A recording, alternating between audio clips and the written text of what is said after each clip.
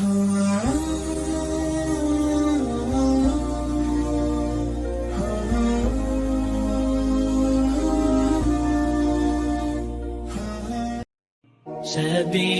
الدموع سبيل مريح، تنهدى يا صاحي كي تستريح. السلام عليكم ورحمة الله وبركاته. إن الحمد لله نحمده ونستعينه ونستغفره ونعوذ بالله من شرور أنفسنا ومن سيئات أعمالنا. من يهد الله فلا مضل له ومن يضلل فلا هادي له. أشهد أن لا إله إلا الله وحده لا شريك له وأشهد أن محمدا عبده ورسوله. يا أيها الذين آمنوا اتقوا الله حق تقاته ولا تموتن إلا وأنتم مسلمون. يا أيها الناس اتقوا ربكم الذي خلقكم من نفس واحدة وخلق منها زوجها وبث منهما رجالا كثيرا ونساء واتقوا الله الذي تسألون به والأرحام إن الله كان عليكم رقيبا. يا أيها الذين آمنوا اتقوا الله وقولوا قولا سديدا يصلح لكم أعمالكم ويغفر لكم ذنوبكم ومن يطع الله ورسوله فقد فاز فوزا عظيما. أما بعد، فإن أصدق الحديث كتاب الله وخير الهدي هدي محمد صلى الله عليه وسلم وشر الأمور محدثاتها وكل محدثة بدعة وكل بدعة ضلالة وكل ضلالة في النار. Ibu-ibu yang dimuliakan Allah, puji dan syukur kita panjatkan kehadirat Allah Subhanahu wa taala yang atas rahmat, taufik serta hidayahnya kita masih diberikan nikmatul iman wal Islam. Semoga Allah Subhanahu wa taala senantiasa membimbing kita ke jalan yang lurus, yaitu jalan Shiratal Mustaqim. Dan semoga Allah Subhanahu wa taala senantiasa memberkahi dan merahmati kehidupan kita sampai kita menghadap kehadirat Allah penuh dengan ridho dan ampunannya. Amin ya rabbal alamin. Salawat serta salam semoga tetap tercurahkan pada Rasulullah SAW beserta keluarga, para sahabat, dan pengikutnya yang senantiasa istiqamah dalam memperjuangkan syariatnya, dalam menegakkan sunnah-sunnahnya sebagaimana pemahaman para salafus saleh. Ibu-ibu yang dimuliakan Allah, pagi ini kita membahas satu tema, kemenangan pasti datang. Sebagaimana Allah dan Rasulnya mengabarkan dalam ayat-ayat Al-Quran dan hadis-hadis yang sahih. Allah dan Rasulnya mengabarkan selama kita menjalani kehidupan di dunia ini akan terjadi pertarungan, peperangan antara al-haq dan al-batil, antara kebenaran dan kebatilan. Itu sunnatullah, hukum objektif yang diberikan oleh Allah pada setiap hamba-hambanya. Akan tetapi Allah dan Rasulnya memberikan busra, berita gembira. Al-haq atau kebenaran pasti menang. Itu jaminan dari Allah Subhanahu wa taala. Akan tetapi butuh proses, Ibu. Butuh proses, butuh ikhtiar, usaha, pengorbanan, ya, dia berpayah-payah. Jadi ternyata kemenangan yang dikabarkan oleh Allah itu tidak seperti balik tangan. Ada sebuah proses. Tapi yakinilah, karena Allah memberikan keyakinan, wa man nasru illa min indillahil azizil hakim. Kemenangan itu datangnya dari Allah yang maha perkasa lagi maha bijaksana. Tapi kadang-kadang dalam proses kita nggak sabar, ya seringkali apalagi di grup-grup ya, itu kadang-kadang kepingin cepat gitu, kepingin selesai gitu, ya. Jadi nggak bisa seperti balik, dibutuhkan kesabaran, ikhtiar yang kuat. Ibu-ibu yang dimuliakan Allah, tapi kita tidak boleh ragu. Kebenaran itu pasti dimenangkan oleh Allah Subhanahu wa taala. Itu pasti. Innallaha la yukhliful mi'ad. Allah tidak akan mengingkari janjinya. La tabdila li kalimatillah. Tidak ada perubahan akan kalimat Allah. Jangankan kita, Rasulullah SAW saja itu diabadikan dalam Al-Quran. Sampai Rasulullah berteriak, mata nasrullah, kapan datangnya pertolongan Allah? Tapi Allah langsung menjawab, ala inna nasrullahi qarib. Ketahuilah, pertolongan Allah itu dekat. Tapi dekatnya itu kapan? Bolak-balik di grup kita itu, Ustaz, kapan? Bahkan beberapa setahun yang lalu saya ditagih, kaget saya.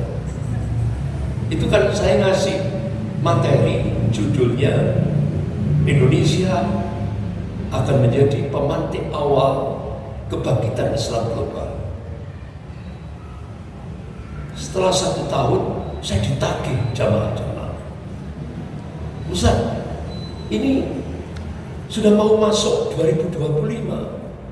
Katanya Ustaz, Indonesia akan menjadi pemantik awal diprediksi 2024. Mana Ustaz? Ya, ditagih saya. Padahal itu hasil riset ulama-ulama Palestina. Ya.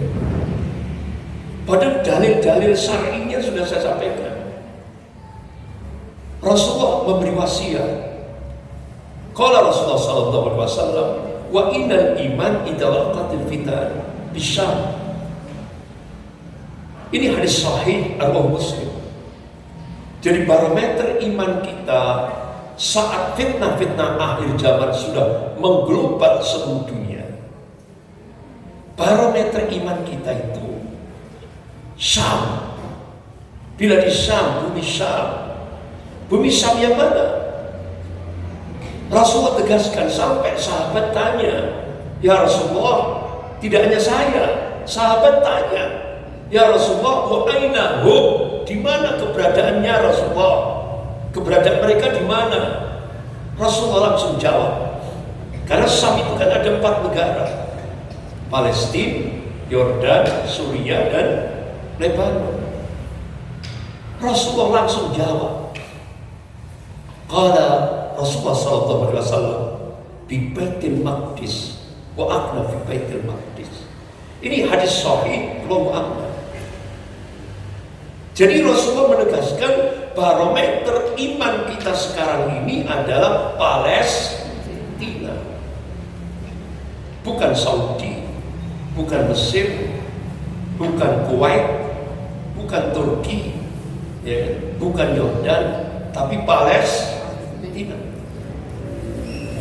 Makanya hasil riset ulama-ulama Palestina ini benar-benar hasil riset ulama-ulama yang benar-benar dipilih. Sehingga akhirnya saya sampaikan di tengah-tengah umat, sampai di YouTube.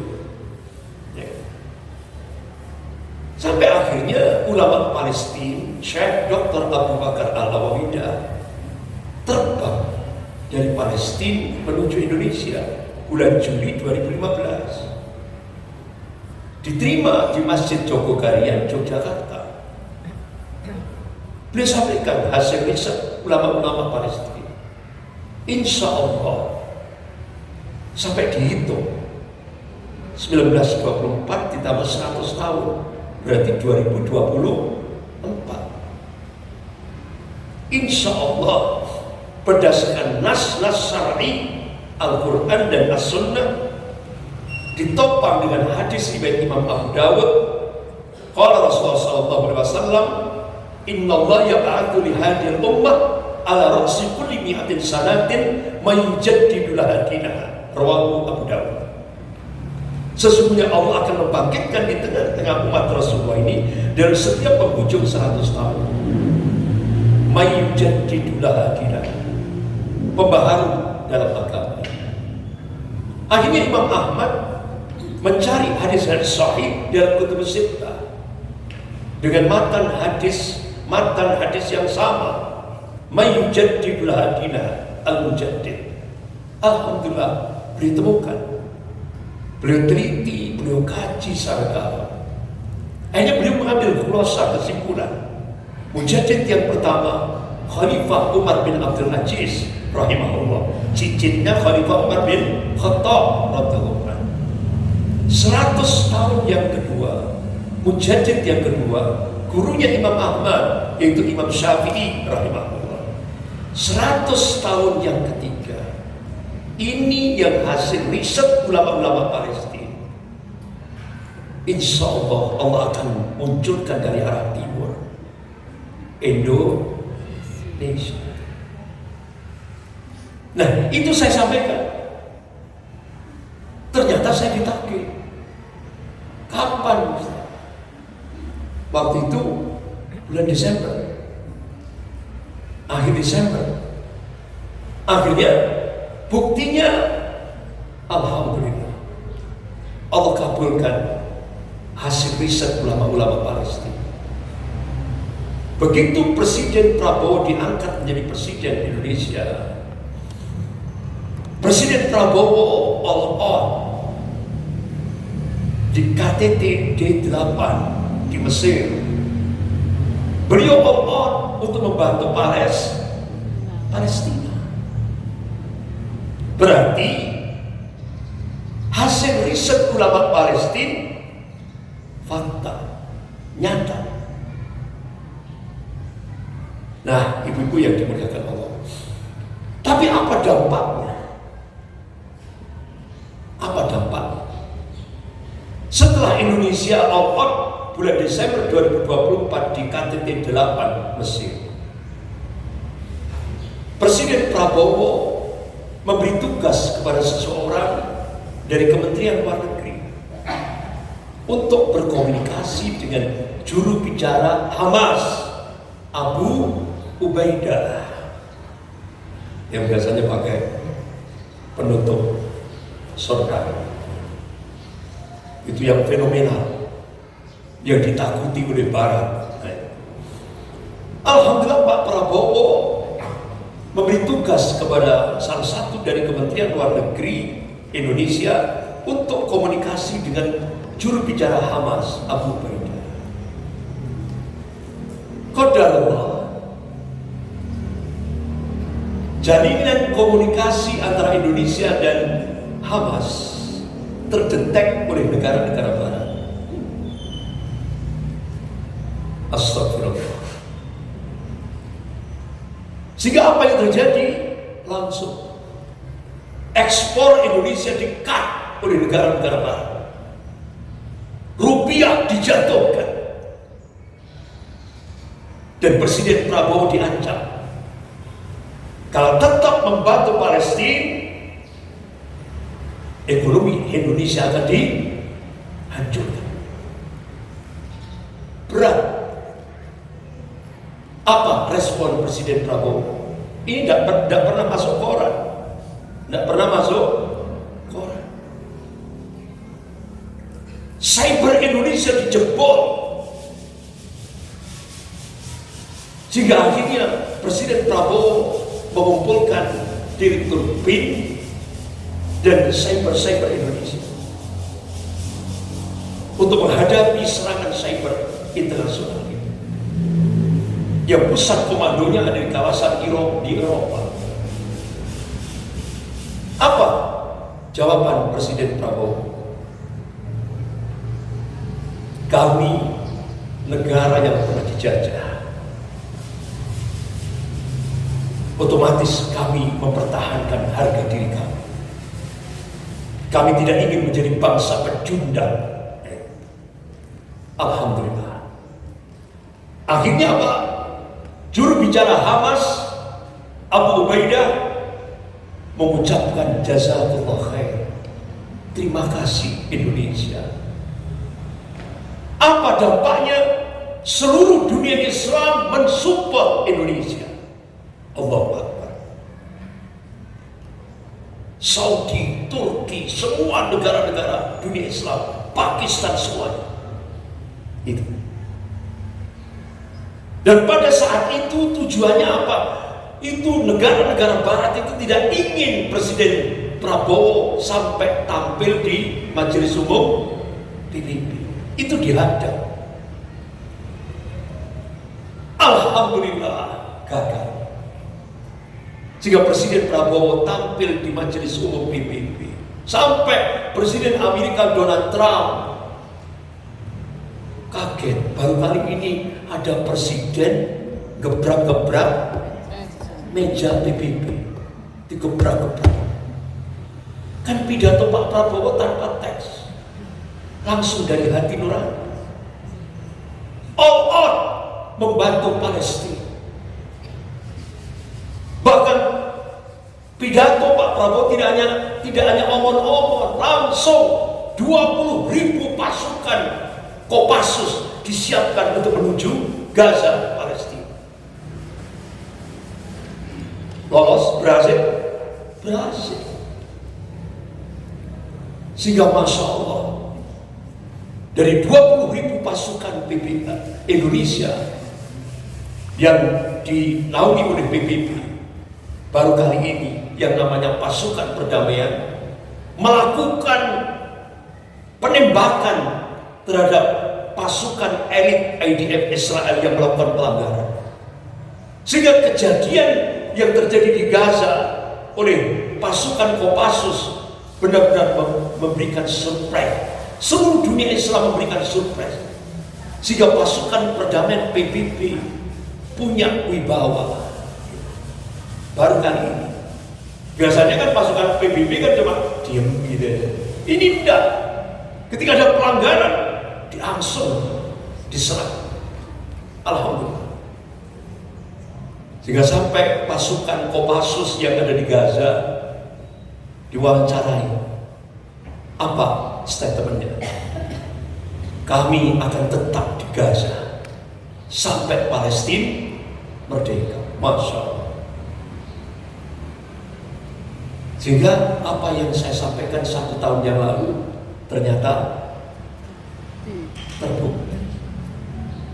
Bahkan yang fenomenal lagi, Presiden Prabowo tanggal 17 Agustus 2025 sebelum beliau pidato di Majelis Umum PBB, Presiden Prabowo minta kepada TNI Angkatan Udara untuk menjatuhkan 800 ton bantuan kemanusiaan di Gaza lewat 2 pesawat Hercules milik TNI Angkatan Udara. Sehingga Pak Prabowo langsung kontak teman akrabnya, yaitu Raja Abdullah, Presiden Yordan. Karena Yordan itu tanah air keduanya Pak Prabowo. Karena Pak Prabowo dulu ngungsi, menghindari fitnah. Ngungsi di Yordan itu cukup lama.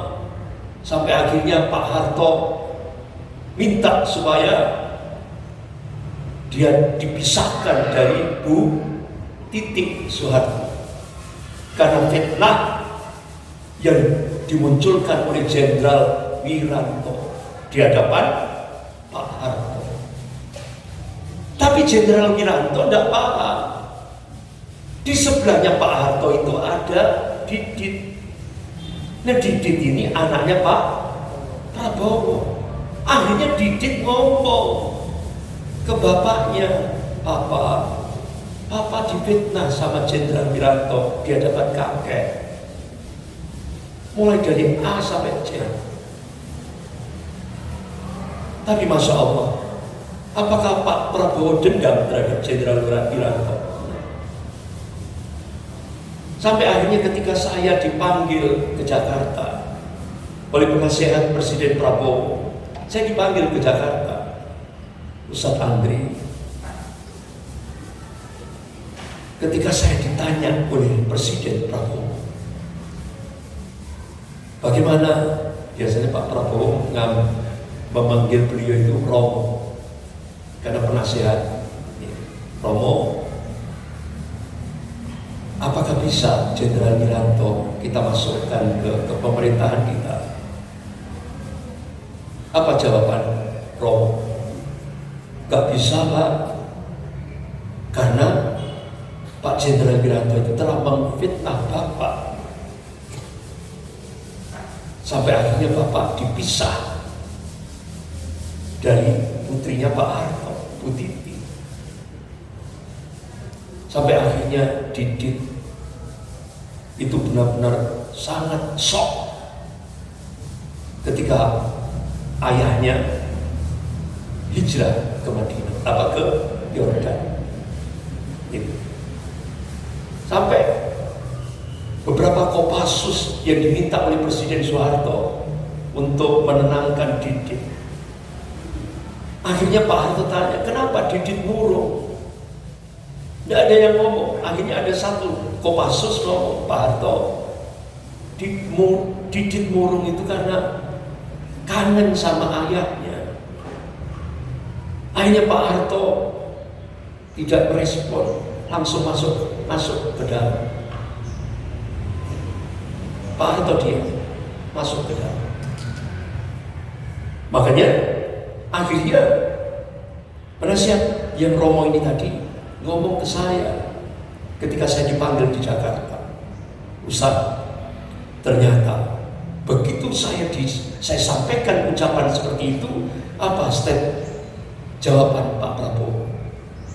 Romo, perkara saya difitnah oleh Jenderal Wiranto di hadapan mertua saya, itu saya sudah tahu A sampai Z dari anak saya sendiri, karena anak saya jadi saksi di sebelahnya Pak Harto. Saya sudah tahu. Tapi sebagai sesama Muslim, Jenderal Wiranto itu Muslim, saya Muslim. Saya ingin menunjukkan sesama Muslim itu bersaudara. Perkara saya difitnah itu urusan Jenderal Wiranto kepada Allah. Itu jawabannya. Akhirnya Romo ini merespon, Pak Prabowo, Bapak lebih ustadz daripada saya. Jawaban Romo. Jadi itu artinya apa?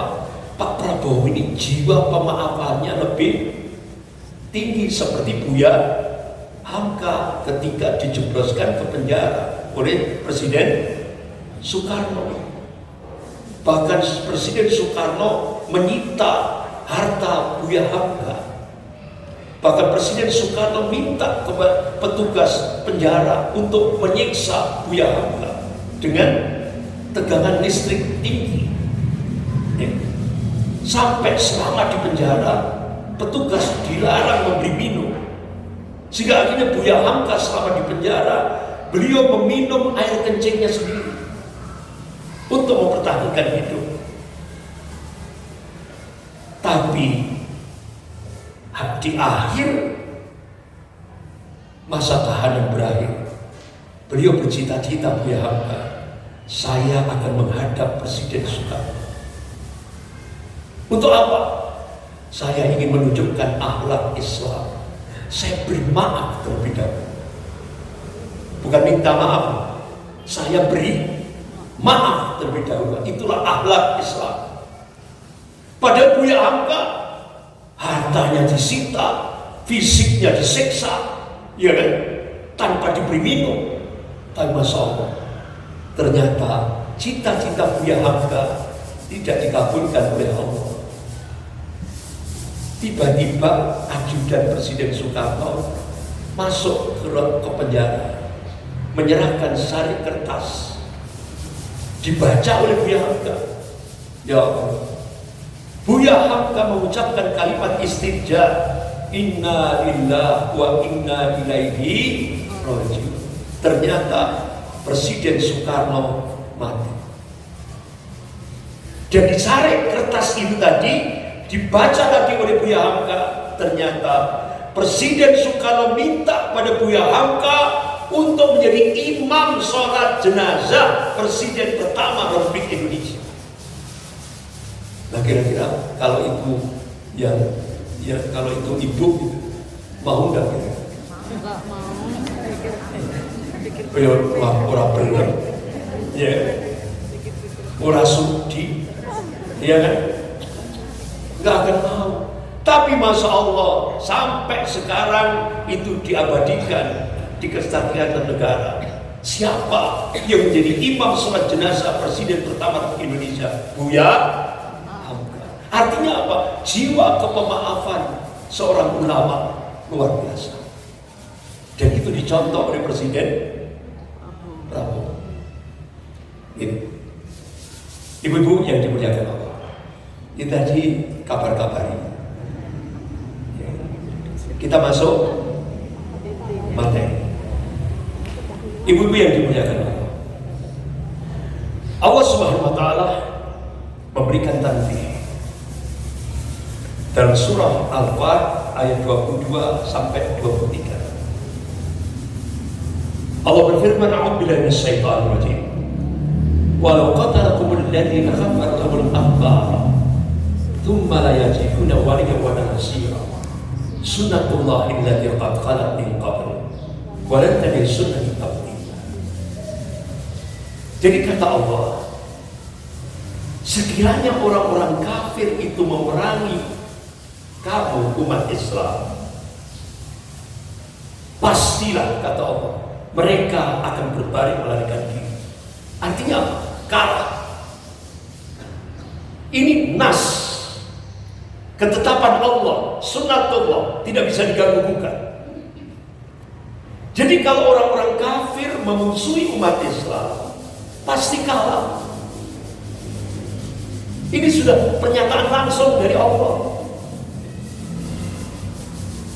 Dan mereka tidak akan mendapatkan pelindung dan penolong. Sunnatullah allati qad khalat min qabl wa lan tajid sunnatan tabdila. Ini sunnatullah, hukum Allah yang berlaku sejak dulu dan kalian tidak akan pernah melihat, menyaksikan perubahan akan sunnatullah. Ini sekali lagi berarti kalau ada orang kafir tidak memusuhi umat Islam, berarti patut dipertanyakan kekafirannya. Berarti kafirnya belum kafah, belum sempurna. Ini sudah settingan, Bu. Orang kafir itu pasti memusuhi umat Islam, pasti. Dan saya pernah ditanya oleh ibu-ibu, Ustaz, saya punya tetangga orang kafir, kok baik Ustaz? Akhirnya saya jawab, Bu, bukan dari saya loh, Bu. Ini langsung Allah saja yang menjawab. Ini langsung dari Allah. Apa yang ditampakkan di dohirnya dengan apa yang di hatinya lebih dahsyat di hatinya, kata Allah. Dan itu jawaban Allah langsung. Gitu. Tiba nih ibu itu ini tadi kurang mantap. Ya padahal langsung dijawab sama Allah. Tapi apa buktine Ustaz? Ini buktine tonggoku orang kafir wapi. Sampai koyo keluarga. Akhirnya, karena orang yang tanya ini orang Malang, akhirnya saya jawab, Bu, saya itu dulu sering mengisi pengajian di mahasiswi Akademi Gizi di Jalan Ijen. Nah, biasanya Badal Asar. Qadarullah, ketika mahasiswi gizi ini tadi apakah PKN atau kuliah kerja nyata itu, ya kan? Itu dia dapat di rumah sakit Sawahan gitu. RKZ. Rumah sakit RKZ. Nah, otomatis karena dia mahasiswi gizi, dia bagian gizi di dapur. Ternyata pasien-pasien di RKZ itu kan tidak hanya orang Nasrani, orang Muslim juga banyak. Ya. Ternyata makanan yang diberikan itu mengandung babi. Akhirnya dari kasus ini, qadarullah, saya diundang ibu-ibu di Embong Arab. Di Embong Arab. Embong Arab itu kan orang Arab semua kan. Sing Jawa cuma saya. Ustadznya Arab semua ya. Ya, Arab semua. Akhirnya saya tanya ibu-ibu ini kalau sakit di mana? Kalau ke rumah sakit mana? RKZ lah. Karena dekat dengan Embong Arab. RKZ. Loh, sebelah RKZ kan ada RSI. Kenapa enggak ke RSI? Waduh, Ustaz, kalau di RKZ pelayanannya Masya Allah. Akhirnya langsung saya keluarkan fatwa. Ada seorang ibu datang kepada Rasulullah. Ya Rasulullah, saya punya penyakit epilepsi. Setiap penyakit saya kambuh, aurat saya terbuka. Ya Rasulullah, doakan kami ya Rasulullah.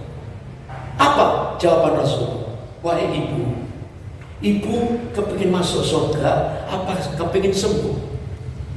Masya Allah. Jawaban ibu ini the best. Ya Rasulullah, saya kepingin masuk surga. Akhirnya dia didoakan oleh Rasulullah. Masya Allah, kabul doanya. Apa? Memang tidak sembuh. Ibu ini tidak sembuh, tapi setiap penyakit epilepsinya muncul, Allah jaga auratnya. Masya Allah. Nah, berarti ibu-ibu, Allah tidak melihat hasil yang sembuh atau tidak, tapi yang dilihat oleh Allah itu prosesnya. Sesuai enggak dengan syariat, iya kan? Nah, akhirnya apa yang terjadi? Berita terakhir, ibu yang didoakan oleh Rasulullah kena penyakit epilepsi ini meninggal. Langsung Rasulullah ngabarkan ke sahabat, ibu tadi insya Allah jannah, surganya Allah. Kenapa? Sabarnya ketika menerima ujian dari Allah berupa sakit epilepsi. Hanya contoh itu saya sampaikan kepada ibu-ibu di Embong Arab itu. Wah, akhirnya geger. Sa Embong Arab geger. Ustaz Andri ngabarin. Tapi alhamdulillah dengan gegernya itu akhirnya hijrah dari rumah sakit RKZ ke rumah sakit Islam. Saya sampaikan, insya Allah rumah sakit Islam akan sama servisnya kalau kita ke sana semua. Ini semuanya dijauhi ya kan, semuanya ke RKZ semua. Ya otomatis kesempatan bagi RKZ. Coba ibu masuk kamar ada saleh, dan ibu ketika ibu istirahat didoakan oleh pendeta sampai bawa saleh.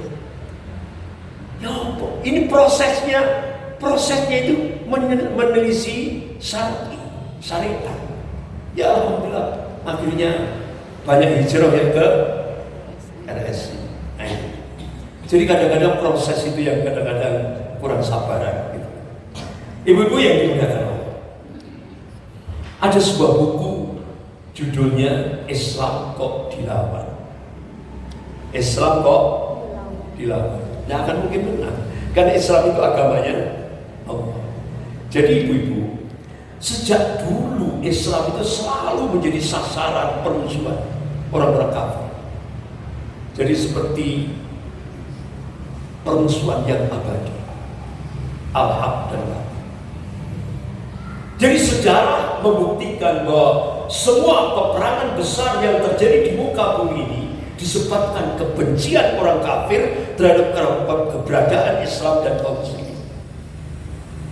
Tapi sayang, usaha orang-orang kafir, budaya orang-orang kafir, semua ya kan, upaya yang diusahakan oleh orang-orang kafir itu menurut peribahasa itu seperti garami air laut. Mungkin nggak? Impossible, nggak mungkin. Wong laut sudah asin kok digarami. Nggak mungkin. Artinya apa? Usaha-usaha orang kafir itu sia-sia. Sampai Allah gambarkan dalam surah As-Saff ayat 8 sampai 9. A'udzubillahi minasyaitonir rajim. Yuriduna liyutfi'u nurallah bi afwahihim wallahu mutimmu nurihi walau karihal kafir. Mereka orang-orang kafir itu ingin memadamkan cahaya agama Allah dengan mulut-mulut mereka, dengan statement-statement mereka. Apa kalau bahasa sekarang? Dengan media-media informasi mereka. Tapi Allah menyatakan Allah tetap menyempurnakan cahaya agamanya. Walaupun orang-orang kafir benci, tetap Islam akan disempurnakan cahayanya oleh Allah Subhanahu wa taala. Bahkan Allah tegaskan lagi, huwallazi arsala rasulahu bil huda wa dinil haqq liyudhhirahu 'ala dini kulli.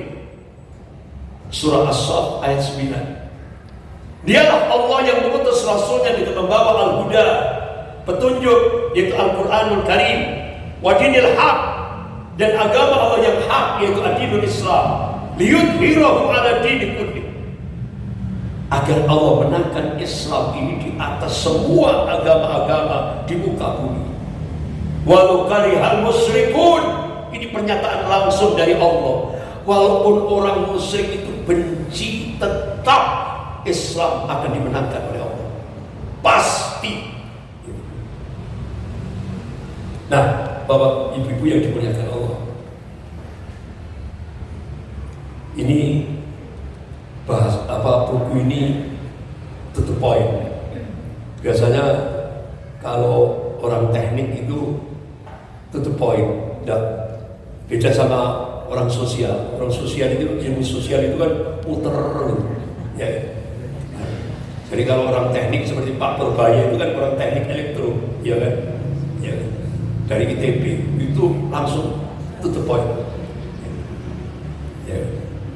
Sampai akhirnya di grup-grup WA, ya kan, di grup-grup WA itu akhirnya tiba di Prabowo 11-12. Apa 11-12? Podoai karo Jokowi. Itu di grup-grup WA. Rasanya itu seperti itu. Iya kan? Iya. Saya di tempat pengajian bapak-bapak itu seperti itu. Saya kan, benar enggak Pak? Iya Ustaz. Benar ya? Iya. Nah, akhirnya saya dapat info dari dalam. Ternyata tidak semudah yang kita bayangkan. Begitu Purbaya diperintah oleh Presiden Prabowo untuk membongkar proyek WUS kereta cepat Bandung-Jakarta, akhirnya terbongkar. Sampai akhirnya Presiden Prabowo manggil Pak Jonan yang dulu Menteri Perhubungan. Kenapa Pak Jonan diberhentikan di tengah jalan oleh Presiden Jokowi? Nah, begitu dipanggil oleh Presiden Prabowo, ternyata, Pak, kenapa saya diberhentikan Presiden Jokowi? Karena saya menolak perjanjian itu. Ternyata isi perjanjiannya, kalau Indonesia tidak membayar hutang proyek WOS, Kepulauan Natuna akan diambil alih oleh China. Berarti ini kedaulatan bangsa. Ternyata di balik itu ada kekuatan besar dari luar negeri dan ditopang oleh 9 negara. Untuk apa? Indonesia akan dijadikan Sri Lanka yang kedua. Chaos. Itu. Sehingga akhirnya Pak Purbaya sudah berhasil membongkar. Sampai akhirnya masyarakat, rakyat Indonesia bikin meme di media-media sosial yang jadi perbandingan Saudi dan Indonesia. Dengan dana yang sama, dengan perusahaan dari Cina yang sama, Saudi dapat 1.500 km, Indonesia dapat 131 km. Berarti ada markup, ada korupsi 5 kali lipat. Itu. Akhirnya Pak Prabowo segera memasukkan orang-orang KPK. Itu sudah, tinggal tunggu tanggal mainnya. 2 orang inilah yang harus bertanggung jawab, Luhut sama Jokowi. Sehingga akhirnya dari kasus ini tadi, Pak Prabowo sebagai pemimpin, dia harus tanggung jawab. Langsung beliau statement dengan saya bertanggung jawab. Artinya apa? Dengan Pak Prabowo memberikan saya bertanggung jawab ini, Kepulauan Natuna tetap berada di wilayah, tetap dipegang di pangkuan Indonesia. Purbaya yang akan dihabisi oleh kekuatan besar ini diselamatkan oleh Pak Prabowo. Sementara Presiden Prabowo siap dicaci maki. Itu ceritanya. Tapi kalau di grup WA, ya memang Pak Prabowo dicaci. Itu. Artinya beliau siap sebagai pemimpin itu seperti itu. Jangan terus akhirnya anak buahnya dikorbankan. Enggak, beliau tetap. Tapi alhamdulillah Natuna tetap di bawah pangkuan Negara Kesatuan Republik Indonesia. Itu yang tidak dipahami oleh masyarakat. Jadi kadang-kadang di balik layar itu berbeda dengan di lapangan. Nah, buku ini sama dengan kasus Purbaya. Jadi ketika mereka memusuhi umat Islam, contoh Inggris Raya pernah memusuhi umat Islam, kalah 1940. Prancis ketika memusuhi umat Islam, Suriah kalah 1940. Itali ketika invasi ke Libya, di sana ada Syekh Umar Mukhtar, Allah mayarham.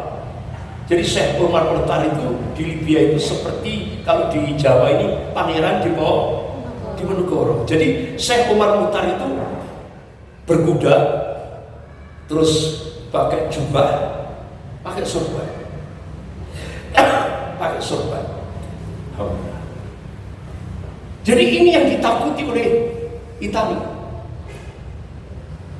Hancur Italia 1943, kalah menghadapi kekuatan karismatik seorang ulama Syekh Umar Mukhtar, seperti Pangeran Diponegoro di Jawa. Belanda ketika invasi ke Indonesia, ujung-ujungnya kalah menang. Kalah. Tapi yang terjadi, londo asli yang Aldo Bulenya sudah pulang ke Belanda, londo irengnya yang masih bercokol, terutama geng Solo. Ini kan londo ireng. Ini ibu-ibu yang dimuliakan Allah, Nazi Jerman kalah 1945, Jepang 3,5 tahun di Indonesia, ujung-ujungnya endingnya kalah. Uni Soviet ketika invasi ke Afghanistan 10 tahun, endingnya kalah. Amerika nyoba-nyoba invasi ke Afghanistan, ditopang oleh 37 negara, ditopang oleh Rusia, ditopang oleh Iran, ujung-ujungnya kalah. Tinggal satu yang belum, Israel. Tapi tunggu tanggal, karena Allah sudah menegaskan pasti orang kafir kalah. Tinggal tunggu tanggal main. Itu. Nah, biasanya kalau nggak ada bukti itu ibu masih nggak percaya. Makanya saya pakai bukti supaya percaya. Nah, ibu-ibu, sejak tahun 1917 sampai 1991, 1917 bukan 1922, 1917 sampai 1991, seluruh dunia ini pernah jadi merah dengan ideologi komunis. Yang menciptakan siapa? Zionis Yahudi, Karl Marx, ditopang oleh Friedrich Engels. Yang pertama kali mengamalkan ideologi komunis, Lenin, Uni Soviet. 30 juta rakyat Uni Soviet dibunuh untuk mengamalkan ideologi komunis. Jadi ideologi komunis ini haus darah. Dilanjutkan Stalin, kembali lagi puluhan juta rakyat Uni Soviet dibunuh. Tempat-tempat ibadah semuanya dihancurkan. Ini di Stalin, Uni Soviet, pusatnya komunis internasional. Bergeser lagi ke Cina, Mao Zedong, 50 juta rakyat Cina dibunuh, 200 jenderal dibunuh di Cina oleh Mao Zedong untuk mengamalkan ideologi komunis. Bergeser ke Kamboja, Pol Pot, 2,5 juta rakyat Kamboja dibunuh, sampai tengkorak-tengkoraknya itu dibuat piramid seperti Mesir. Kebanggaan Presiden Kamboja Pol Pot telah membantai 2,5 juta rakyatnya. Ternyata bergeser ke Jawa Timur. Mana? Madiun, Muso memproklamasikan Republik Uni Soviet Madiun. Siapa yang dibantai? Umat Islam dibantai, ribuan umat Islam di Madiun, sampai dibuat kuburan massal. Ulama, keluarganya semua dihabisi. 156 anggota TNI juga dibunuh di kawasan Goranggareng, Madiun. Bahkan Gubernur Jawa Timur Pak Suryo waktu itu masih merangkap menjadi Ketua Dewan Pertimbangan Agung Republik Indonesia, ditangkap oleh gerombolan musuh. Tangkap langsung, lehernya dijerat tali, kemudian ditali di belakang mobil, diseret sepanjang 10 km kilo dengan kecepatan tinggi. Ibu bisa bayangkan kondisi jenazahnya. Saya punya foto jenazahnya. Nyampe di sebuah sungai, ditebas leher. Ini Gubernur Jawa Timur. Jenazahnya baru diketemukan 1 bulan setelah kejadian, bulan Oktober 48. Ini Gubernur Jawa Timur. Bergeser lagi ke Magetan, tempatnya Pak Dahlan Iskan. Saya diundang ke sana. Di sana ada pondok pesantren Sabilil Muttaqin SM. Kiai Haji Imam Muttaqin ditebas lehernya. Sampai sekarang jenazahnya belum diketemukan. Kemudian saya ditunjukkan monumen. Besar. Ini jenazah nomor 1 sampai 67. Ini terdeteksi siapa jenazah korban kebiadaban PKI Wisol. Tapi jenazah nomor 68 sampai 108 tidak terdeteksi. Karena apa? Jenazah nomor 68 sampai 108 dicacah-cacah, dimutilasi oleh gerombolan PKI. Ujaran PKI. Sampai akhirnya kembali lagi puncaknya G30S PKI. Kembali lagi ribuan umat Islam dari Banyuwangi sampai Jawa, seluruh Jawa. Berapa korban umat Islam? Puncaknya malam 1 Oktober, targetnya 7 jenderal. Tapi yang selamat 1 jenderal, Jenderal Abdul Haris Nasution yang selamat. Tapi putrinya yang kena tembak. Beliau berhasil lompat di pagar rumah dinas. Tapi yang paling mengenaskan itu Jenderal Ahmad Yani. Paling mengenaskan. Disayat-sayat, ngeri penyiksaannya. Jadi sebelum dibunuh itu diseksa oleh gerombolan PKI. Sampai akhirnya diabadikan di Malang. Jadilah Masjid Jenderal Ahmad Yani. Diabadikan di Malang. Karena apa? Satu-satunya jenderal angkatan darat yang menolak permintaan DNAID kepada Presiden Soekarno agar petani dan buruh dipersenjatai, itu ditolak oleh Jenderal Ahmad Yani. Wah, akhirnya PKI balas dendam terhadap Jenderal Ahmad Yani. Makanya pada saat setelah disiksa, dibunuh, yang pertama kali dimasukkan ke lubang buaya itu Jenderal Ahmad Yani. Itu kan kepalanya dulu, sehingga akhirnya terbentur ke dasarnya sumur, sehingga akhirnya dua buah bola matanya lepas. Pada saat evakuasi, tidak ada 2 buah matanya lepas karena saking kerasnya hentakan di bawah. Itulah kejamannya. Jadi ibu-ibu, ideologi komunis di seluruh dunia itu dihitung. Ternyata selama 74 tahun saat dunia ini, ternyata ada pembantaian manusia di 76 negara. Dihitung mulai tahun 1919 sampai 1991, korban untuk mengamalkan ideologi komunis ini 120 juta manusia dibunuh saat dunia. Berarti kalau dihitung per detik, tiap detik ada 1 manusia dibunuh untuk mengamalkan ideologi komunis. Nah, ibu-ibu yang dimuliakan Allah, apakah Allah biarkan seperti ini? Tidak.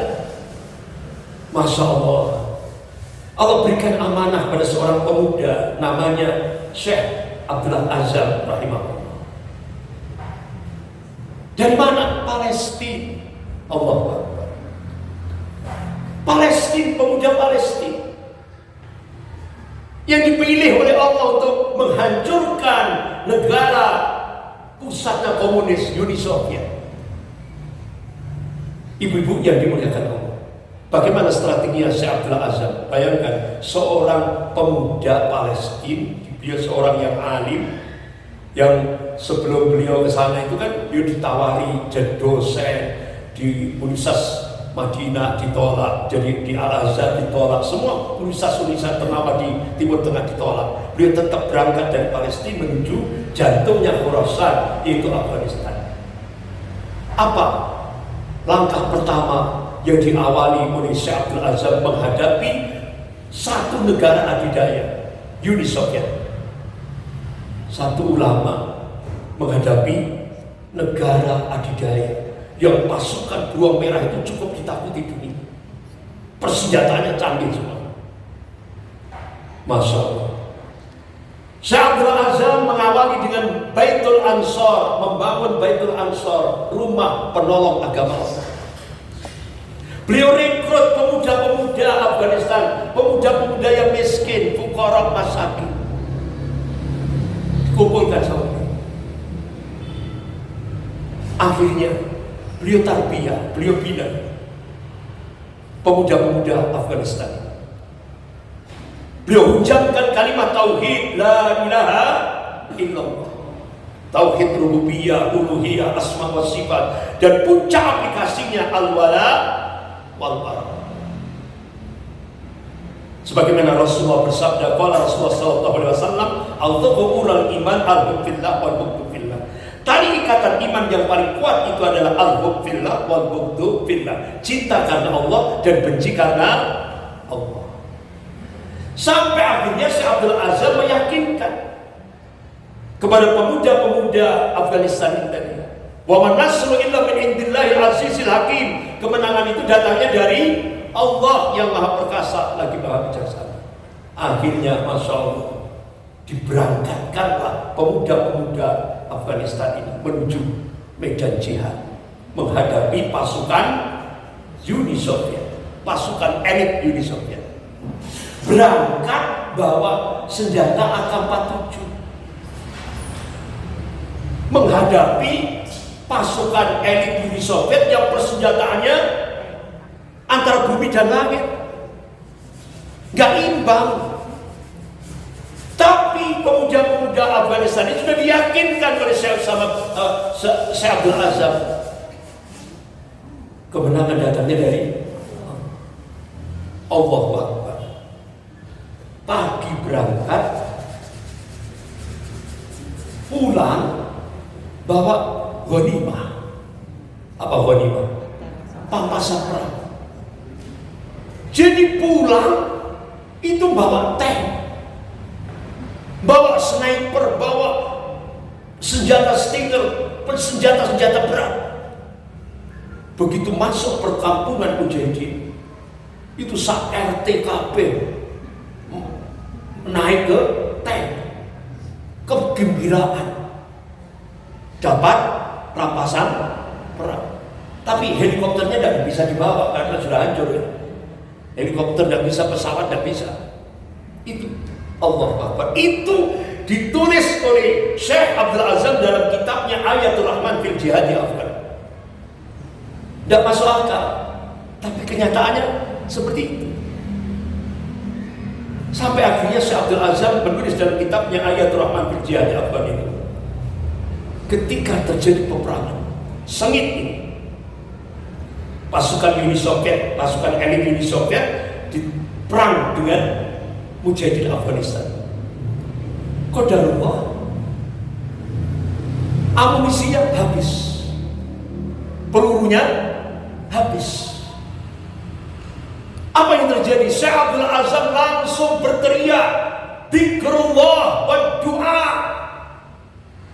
zikir dan doa.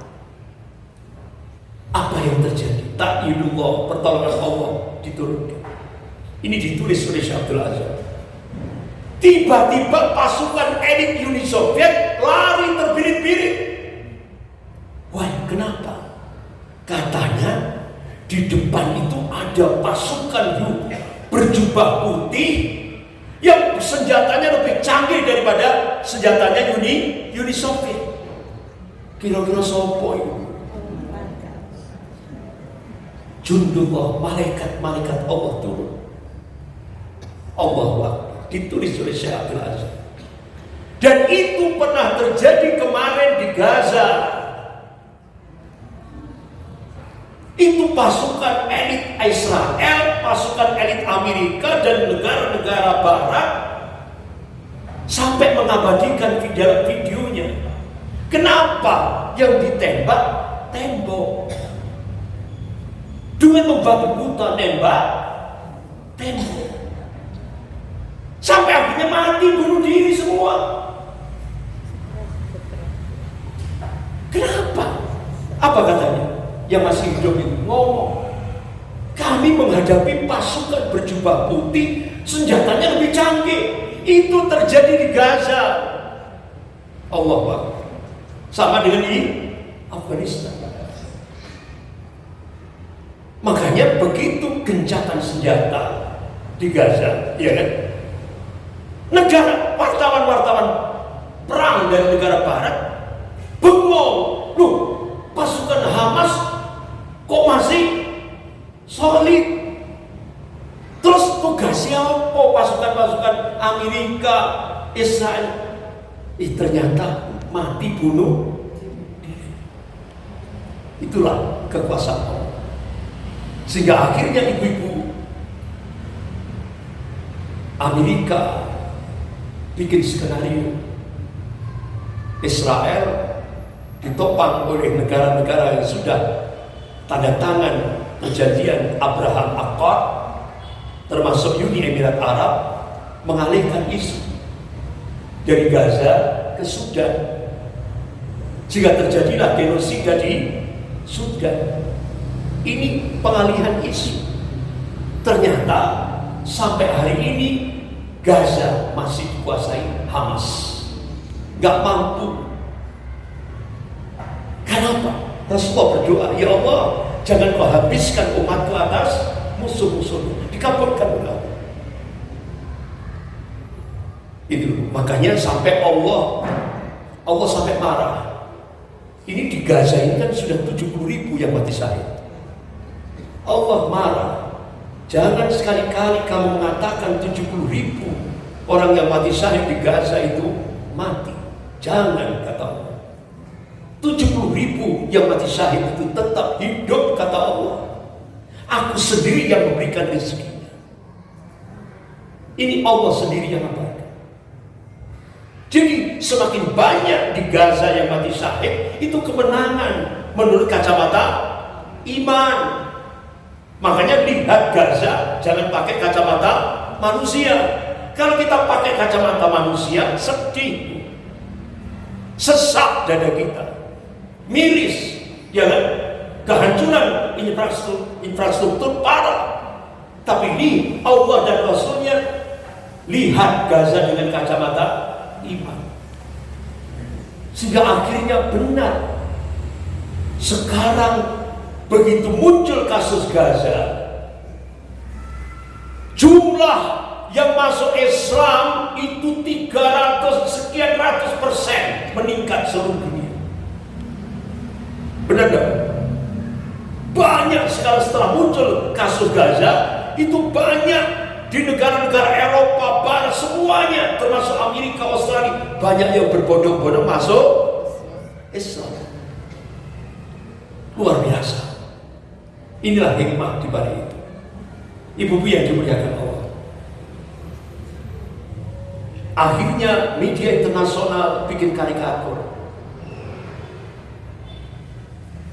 Pasukan Uni Soviet berangkat menuju Afghanistan dengan persenjataan yang canggih, tapi pulang jadi mayat yang hidup. Ini kritik dari media internasional, karikatur. Berangkat dengan gagah, pulang jadi mayat. Inilah yang terjadi di persenjataan Uni Soviet dan apa yang terjadi di Afghanistan. Sehingga akhirnya ibu-ibu, Presiden Gorbachev tepat 15 Februari 1989 menyatakan kalah. Gak mampu menghadapi mujahidin Afghanistan. Tiba-tiba Amerika kepingin nyicipi. Setelah Uni Soviet hancur, tinggal Rusia, Amerika ingin nyicipi, ya apa sih, Afghanistan. Akhirnya George Bush mengumpulkan 37 negara NATO untuk bersatu bersama Amerika untuk invasi ke Afghanistan. Padahal para analis militer telah memberikan peringatan, mundurnya Mujahidin Taliban bukan berarti kekalahan, tapi lebih merupakan strategi militer berlian dalam menghadapi situasi perang asimetris. Ternyata tidak dihiraukan dari pengamat ini tadi. Jenderal-jenderal perang Amerika menyatakan Mujahidin Taliban kalah sebelum perang. Jadi ternyata Amerika nampaknya termasuk NATO tidak pernah belajar dari sejarah. Apalagi Rasulullah sudah ngasih kabar, nggak akan ada yang mampu mengalahkan orang-orang Khurasan. Kenapa? Rasulullah ngasih kabar, orang-orang Khurasan itu nanti di akhir zaman dipersiapkan oleh Allah untuk mengawal Imam Mahdi, Khalifatullah Al-Mahdi. Itulah disebut dalam hadis-hadis yang sahih, Ashabur Rayatus Sud, pasukan pembawa panji-panji hitam. Nah, akhirnya ibu-ibu, Syekh Abdul Azam memberikan motivasi pada seluruh dunia Islam. Ini pengalaman Syekh Abdul Azam di medan jihad selama 10 tahun. Apabila kalian ingin memerdekakan, keluar dari penjajahan, siapkan 10 peluru, 9 untuk pengkhianat, 1 untuk musuh. Berarti apa kesimpulannya? 9 untuk pengkhianat, 1 untuk musuh. Berarti ibu-ibu, perjuangan itu ternyata bukan kekuatan luar yang berat kita hadapi. Ternyata kita berat menghadapi internal sendiri. Jadi kalau dulu zaman Belanda, londo irengnya luwe akeh, lebih banyak londo irengnya daripada penyelamat bangsa. Itu. Jadi lebih banyak pengkhianat bangsa daripada penyelamat bangsa. Nah, ternyata sejarah berulang. Begitu Indonesia sekarang dijajah oleh Cina, penyelamat bangsa dengan pengkhianat bangsa lebih banyak pengkhianat bangsa. Termasuk geng Solo. Jadi bisa kita simpulkan, lemahnya umat Islam di Indonesia itu bukan karena kekuatan golongan kafir, bukan. Lemahnya umat Islam di Indonesia itu karena banyaknya orang munafik. Sampai di Indonesia itu sekarang tren berbondong-bondong mau jadi munafik, antri. Ustaz, kok antri? Ada apa di? Karena di dalamnya ada min amplope bin fulus, ada iming-iming jabatan. Ini yang terjadi di Indonesia. Gitu. Inilah yang terjadi di Indonesia. Oleh karena itu Syekh Abdul Azam menegaskan sejarah Islam tidaklah tertulis kecuali dengan 2 warna tinta. Tinta warna hitam itu tintanya para ulama. Tinta warna merah itu tintanya para syuhada yang mati syahid dalam peperangan. Oleh karena itu Syekh Abdul Azam menegaskan umat Islam itu tidak dapat dikalahkan oleh umat lain. Apalagi Rasulullah sudah berdoa, ya Allah jangan kau habisi umatku atas musuh-musuhnya. Dikabulkan sama Allah. Ini sudah paten. Makanya walaupun Amerika sampai berapa negara menghancurkan Gaza, kira-kira umat Islam habis nggak? Nggak akan habis. Ini doa yang dipanjatkan oleh Rasulullah. Jadi kita umat Islam itu tidak akan dikalahkan oleh musuh-musuh kita. Namun kita bisa dikalahkan oleh internal kita sendiri. Ini pengalaman 10 tahun. Jadi londo gulenya sudah pulang, londo Iran saya akeh di Indonesia. Jihad tidak boleh ditinggalkan sampai hanya Allah yang diibadahi. Jihad akan terus berlangsung sampai kalimat Allah ditinggikan. Jihad sampai semua orang tertindas dibebaskan. Jihad untuk melindungi kehormatan dan merebut kembali tanah air yang dirampas. Jihad adalah jalan untuk mencapai kejayaan yang abadi. Jihad hanya dengan sila, senjata, tidak dengan negosiasi, tidak dengan perundingan damai, tidak dengan dialog. Mati itu cuma sekali. Karena itu matilah di medan perjuangan. Iskaliman au mursyidin. Ini. Ya Allah, akhirnya begitu Amerika dan 37 negara NATO masuk ke Afghanistan, George Bush punya pemikiran, kalau gitu kita habisi dulu pemimpinnya. Siapa? Syekh Abdullah Azhar. Tepat yaumil Jum'ah bersama 2 putranya. Hari Jumat, Amerika berhasil memasang bom di bawah mobilnya. Sehingga hari Jumat itu Syekh Abdullah Azhar dengan 2 putranya syahid. Nah, ibu-ibu yang dimuliakan Allah, George Bush menganggap setelah membunuh pemimpinnya selesai. Ternyata salah perhitungan. Allah munculkan yang lebih dahsyat lagi. Siapa?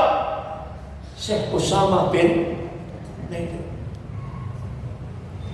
Dia miliarder dolar, bukan miliarder rupiah. Miliarder dolar Saudi. Makanya ibu kalau di Saudi ada perusahaan besar bin Laden. Itu perusahaannya beliau. Akhirnya dengan kekuatan miliaran US dollar ini tadi, beliau tinggalkan kemewahan di Saudi Arabia. Beliau tinggalkan semuanya itu. Beliau berangkat menuju Afghanistan, memimpin setelah Syekh Abdullah Azhar. Akhirnya George Bush mengirimkan pasukan elitnya yang lebih banyak ke Afghanistan. Sampai akhirnya terdetek di mana keberadaan Syekh Osama bin Laden. Ternyata di gua-gua pebatuan di kawasan Tora Bora, Afghanistan. Akhirnya George Bush memerintahkan bom semuanya. Tapi ternyata selama 2,5 bulan sampai akhirnya pilot-pilot itu bosan. Pilot-pilotnya bosan. Kok ratusan bom gak mati-mati Syekh Osama bin Laden. Akhirnya bosan. Nah, dengan kebosanan ini Syekh Osama bin Laden ngeledek Amerika. Akhirnya wartawan negara barat sana ada satu yang dipanggil oleh Syekh Osama bin Laden. Lah, diajak podcast. Yang istilahnya kan podcast. Diajak podcast di gua yang tadi selama 2,5 bulan di bom. Hanya disampaikan sama Osama bin Laden, bom apa yang canggih gak akan bisa, karena bebatuan di sana itu kuat sekali, kokoh, ratusan bom gak ada pengaruh. Itu. Jadi akhirnya menyebarlah podcastnya Syekh Osama bin Laden sama wartawan barat. Akhirnya Amerika benar-benar dipermalukan. Nah, akhirnya apa yang sampai akhirnya George Bush digantikan anaknya George W. Bush menghadapi menghadapi miliarder dolar, orang kaya, orang Saudi. Nah, ibu-ibu yang dimuliakan Allah, sampai akhirnya George W. Bush kalah juga, nggak mampu menghadapi Syekh Osama bin Laden. Akhirnya digantilah presiden Amerika namanya Barack Obama.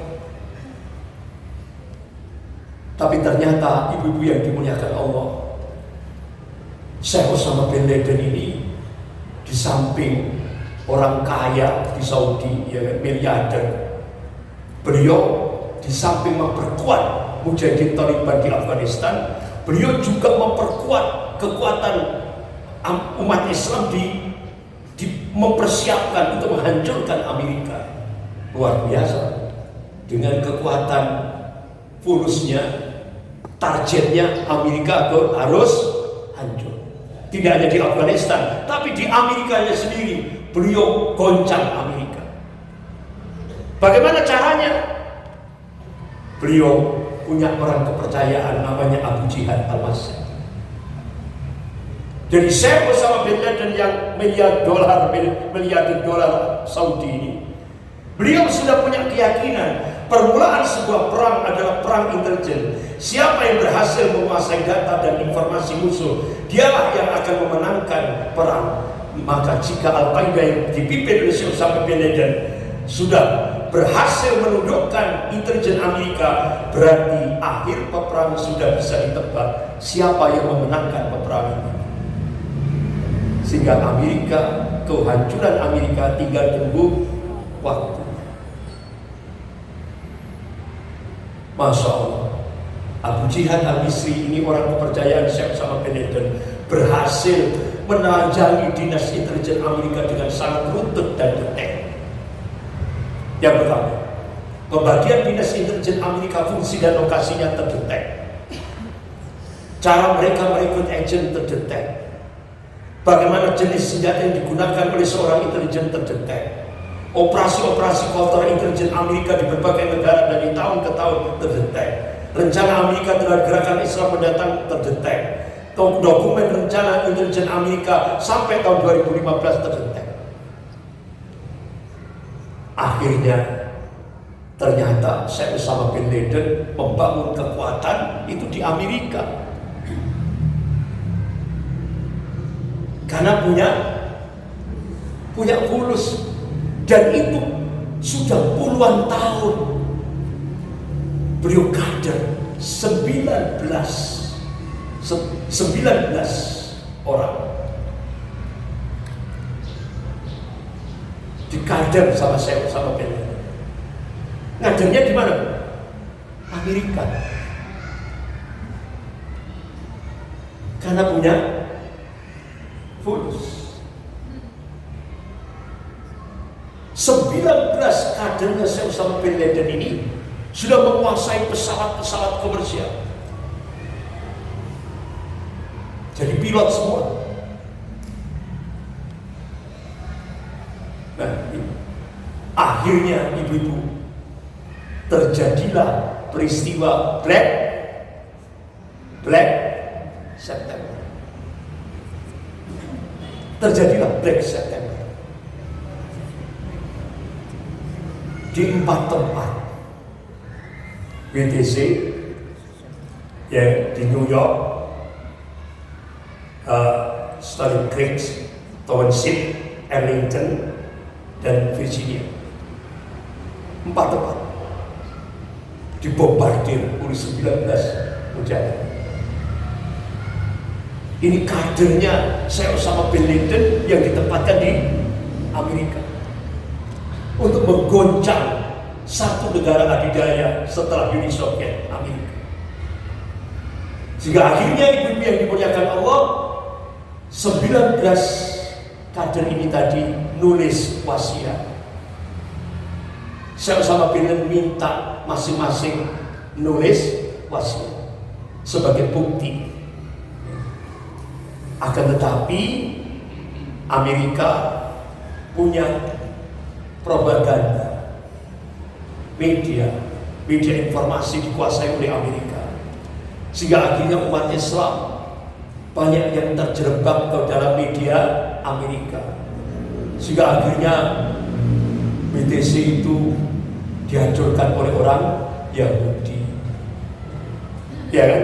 Padahal itu perang besar dari Syekh Osama bin Laden. Ini buktinya. Wasiat para syuhada 19 orang ini.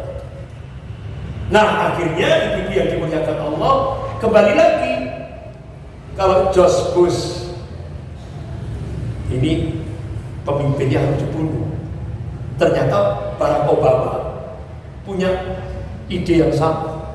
Kalau gitu, Syekh Osama bin Laden harus dibunuh. Pakai operasi intelijen.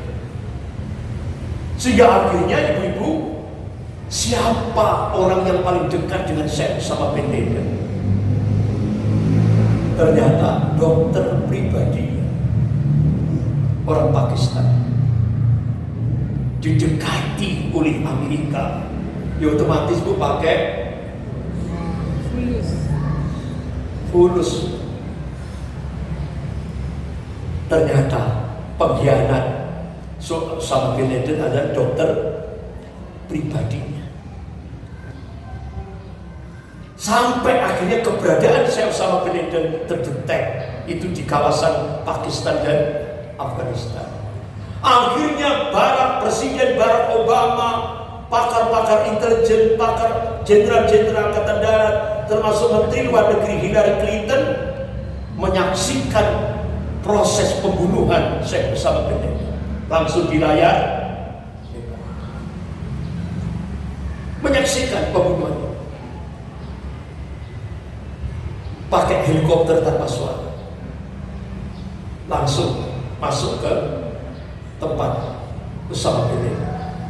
Pasukan elit Amerika langsung masuk ke kamarnya Syekh Osama bin Laden, langsung ditembak.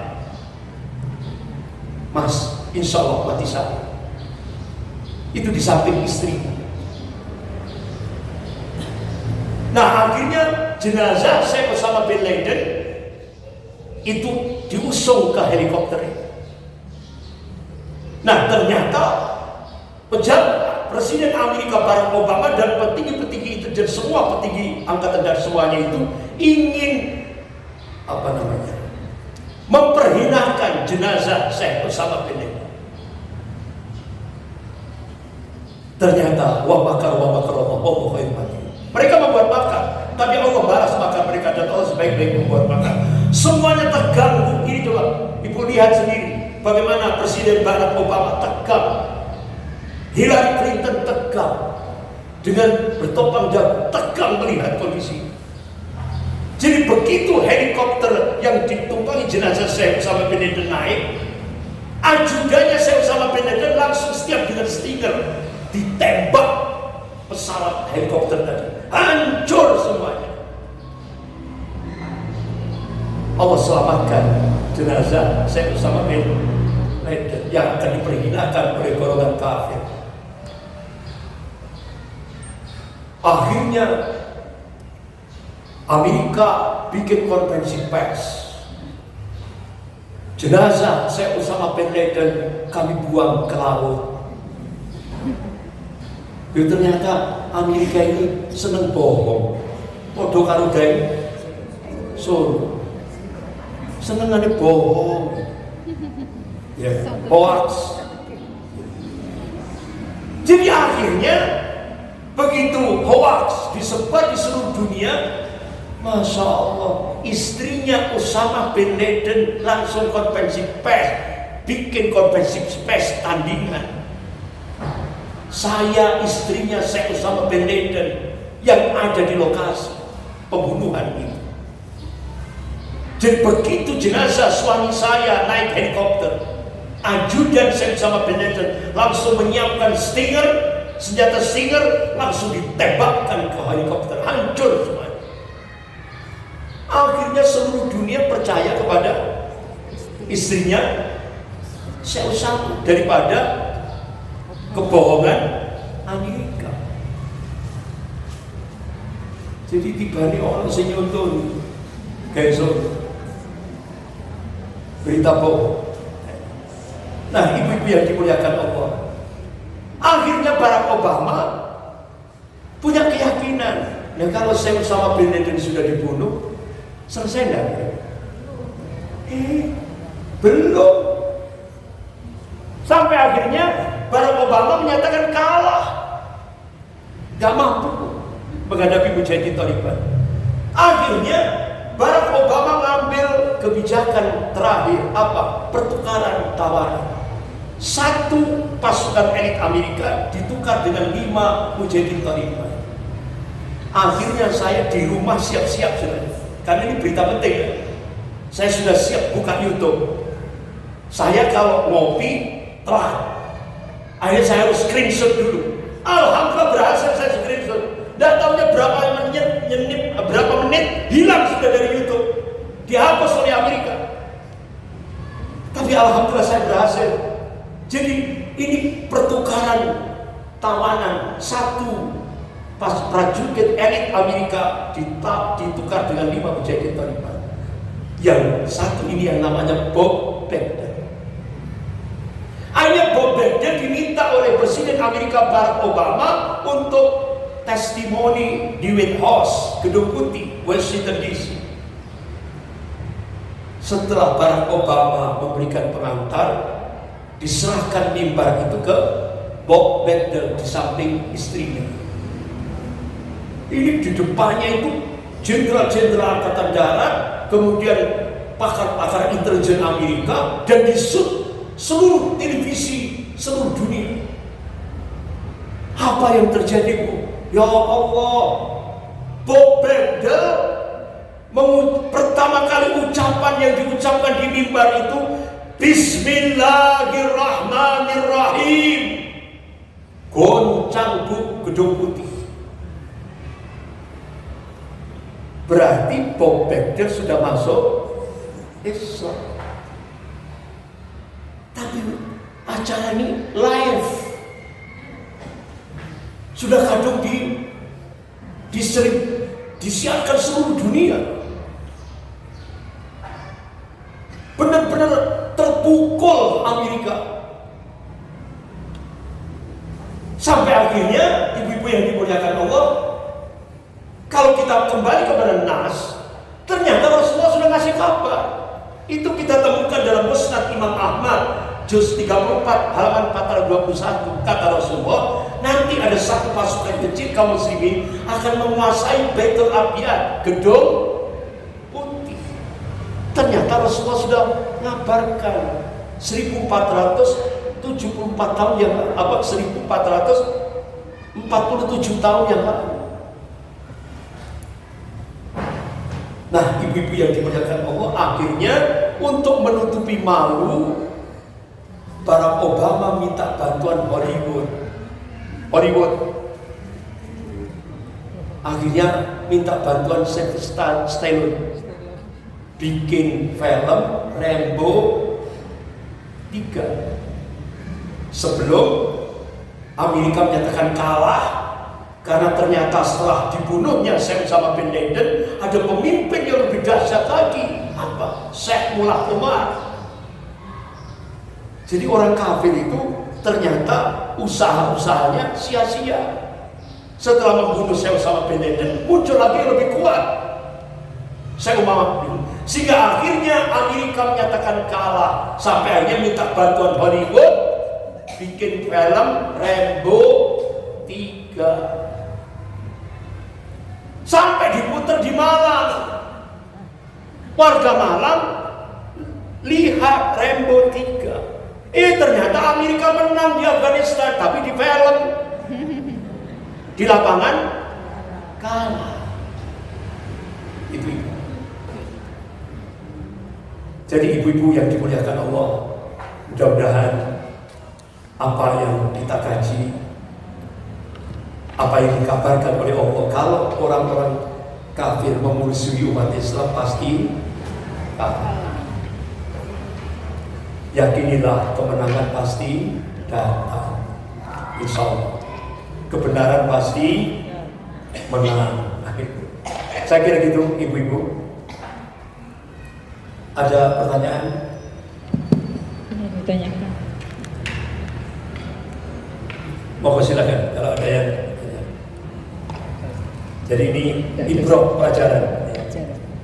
Kalau tidak ada pertanyaan, kita akhiri dengan doa kafaratul majelis. Subhanallah wa bihamdika asyhadu an la ilaha illa anta astaghfiruka wa atubu ilaik.